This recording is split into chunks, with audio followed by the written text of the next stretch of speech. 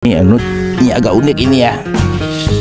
Ini nanti biasanya saya ambil akarnya ini nanti akan saya jadikan isolat ya untuk mengembangkan bakteri Azotobacter. Jamur mycorrhiza sebenarnya ini ya. Inilah jamur mycorrhiza yang benar itu ya. Jadi sebenarnya mycorrhiza itu hanya bisa tumbuh dan bisa berkembang itu adalah di perakaran ya, karena dia harus mempunyai inang seperti IPA putih ini ya.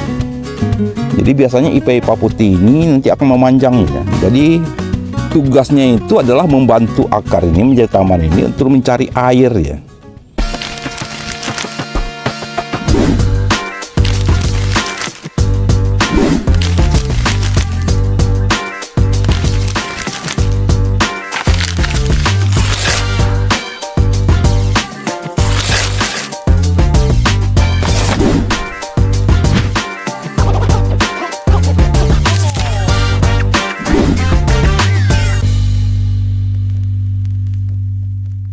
Assalamualaikum warahmatullahi wabarakatuh, sahabat petani, sahabat-sahabat milenial dimanapun Anda berada ya. Pagi hari ini saya akan coba lihat ini tanaman di rooftop saya ini. Sudah beberapa waktu tidak saya perhatikan ya karena beberapa kesibukannya. Nah, tapi ada beberapa tanaman yang masih tumbuh di sini ya. Dulu saya tanam jagung, jagungnya sudah kita panen ya. Tapi ada beberapa tanaman lain yang juga tidak terurus lagi ya. Ini seperti rawitnya sudah beberapa kali saya panen, alhamdulillah ya, itu masih ada itu. Tapi karena kemarin tidak terlalu sering disiram ya dan diberikan pupuk yang ada. Tapi tidak apa, tapi tetap masih ada berbuah ya. Nah, kena ini udah kena apa ini?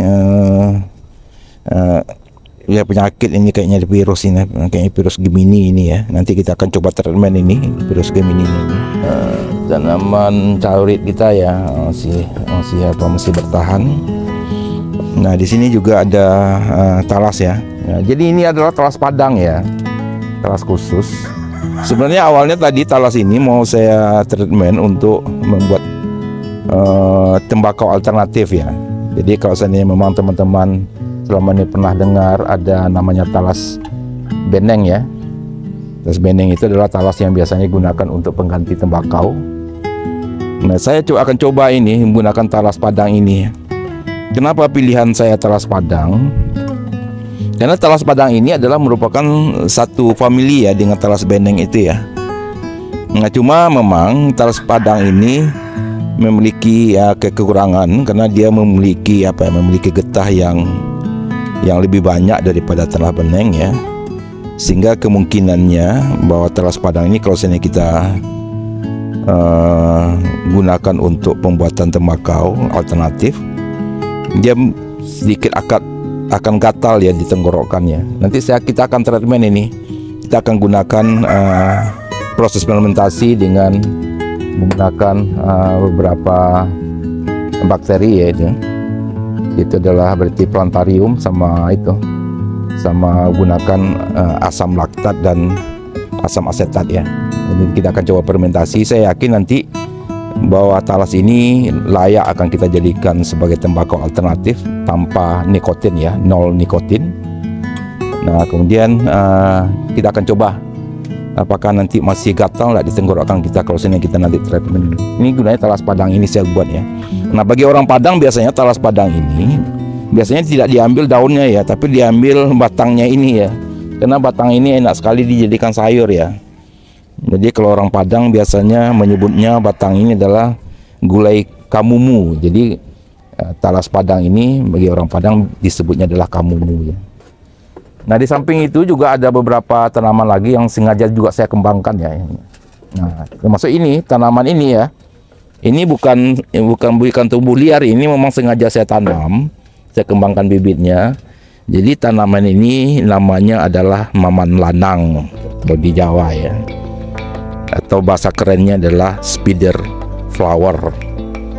Nah, spider flower ini sengaja saya tanam, nanti saya akan mengembangkan isolat bakteri yang namanya Azotobacter. Nanti di beberapa video yang lalu saya pernah menjelaskan bahwa dalam tanaman lalang ini dia nanti akan bisa merangsang pertumbuhan bakteri Azotobacter. mana Azotobacter adalah bakteri yang bisa menangkap nitrogen di udara. Jadi sama dengan tanaman yang memiliki akar rhizobium ya, bakteri rhizobium seperti kacang-kacangan itu ya. Nah, tapi kalau kacang-kacang dia nanti menempel di akar, tetapi kalau rhizobium ini, Azotobacter ini, dia nanti adalah bakteri bebas ya. Dia akan bisa berkembang di seluruh lahan kita ini, di sekitar tanah tempat tumbuh ini ya. Nah ini yang tadi saya nah tadi saya udah cabut tadi, sengaja itu saya cabut tadi. Nah ini agak unik ini ya. Ini biasanya saya ambil akarnya ini nanti akan saya jadikan isolat ya untuk mengembangkan bakteri Azotobacter. Jadi saya udah beberapa kali mengembangkan ini ya, tapi nanti kita akan coba buatkan tutorialnya bagaimana cara mengembangkan bakteri Azotobacter itu dengan cara yang mudah dan sederhana saja. Jamur mycorrhiza sebenarnya ini ya. Ya, inilah jamur mycorrhiza yang benar itu ya. Jadi sebenarnya mycorrhiza itu hanya bisa tumbuh dan bisa berkembang itu adalah di perakaran ya, karena dia harus mempunyai inang. Jadi kalau misalnya kita mengembangkan di tidak perakaran itu kita akan ragu itu apakah itu mycorrhiza atau enggak ya. Jadi yang benar itu seperti itu, seperti IVA putih ini ya. Jadi biasanya IVA putih ini nanti akan memanjangnya ya. Jadi tugasnya itu adalah membantu akar ini menjadi tanaman ini untuk mencari air ya. Jadi bahkan kalau kita lihat di tanaman tertentu, mycorrhiza ini bisa panjangnya sampai 200 meter ya untuk mencari air itu. Jadi sehingga tanaman ini walaupun dalam kondisi kering sekalipun dia tidak masalah, dia akan tetap pasokan airnya dicari oleh para mycorrhiza ini. Nah, ini mycorrhiza yang nanti kita akan coba cek lagi di mikroskop ya. Apakah ini betul-betul mycorrhiza? Tapi saya yakin ini adalah mycorrhiza ini. Ini IVA putih ya. Nah, kemudian ini bukan akarnya, dia sudah mengembangkan IPA-nya sudah memanjang ini ya. Nah, tadi kita cabut dia ini. Nah, jadi nanti ini pun juga kita bisa jadikan isolat ya. Isolat untuk pengembang biakan mycorrhiza ya. Oke, mungkin demikian saja ya dari pemahaman kita dari tanaman mama lanang ini. Jadi nanti kalau mama lanang ini atau spider flower ini tumbuh di lahan kita ya jangan dibuang ya. Karena tanaman mama ini banyak sekali manfaatnya ya. Karena akarnya nanti bisa kita gunakan untuk bisa memancing atau bisa mengembangkan bakteri Azotobacter. Nah, tetapi daun-daunnya ini sangat tinggi sekali ya unsur C organiknya ya. Termasuk dia juga mempunyai protein yang cukup tinggi ya. Jadi itu setelah ada ayam ya biasanya saya kasih sebagai pakan ayam ya. Karena ini tinggi proteinnya, maka dia layak untuk kita jadikan pakan ternak kita ya.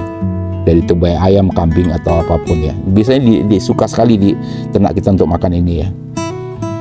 Jadi demikian ya keunggulan dari tanaman mama lanang ini atau spider flower ini. Jadi nanti banyak hal yang bisa kita kembangkan di sini. Nah, nanti ini akan menjadi bagian yang sangat bermanfaat sekali untuk dunia pertanian kita. Mungkin demikian saja yang bisa saya sampaikan pada pagi hari ini. Mudah-mudahan ada manfaatnya. Wabillahi taufiq wal hidayah. Assalamualaikum warahmatullahi wabarakatuh. Gunakan mikrobanya.